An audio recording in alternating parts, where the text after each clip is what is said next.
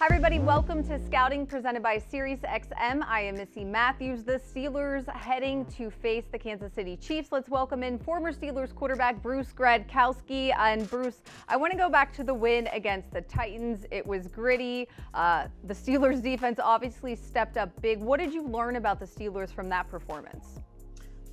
Missi, that's Steelers football. I mean, Coach Tomlin and this Steelers group, they find ways to win. And they're not a team you want to face this time of year, especially heading into the playoffs and trying to get into the playoffs.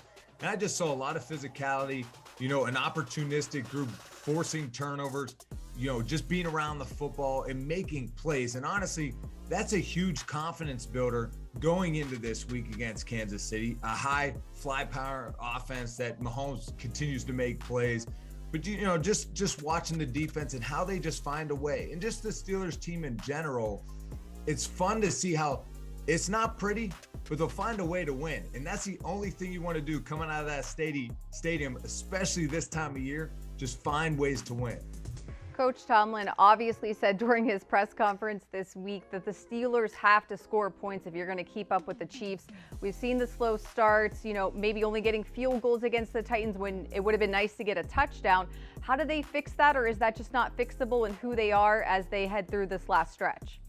Well, Coach Tomlin's right. I mean, you need to score points and touchdowns in the red zone. It goes for every team around the league. I mean, I've watched the Raiders at times get inside the red zone 6 times and settle for field goals. And the Steelers this past week against the Titans, you can't always just settle for field goals. You have to find a way to convert on third downs. Someone has to step up at times. You have to make a play, whether it's the running back, receiver, tough catch, tough throw, tough block, tough blitz pickup. Those things have to happen offensively. I'd be excited to look forward to see what the Steelers do against Kansas City offensively. If it's a no huddle type offense, if you give, Big Ben more leash and let him do his thing, because you have to keep up with Mahomes.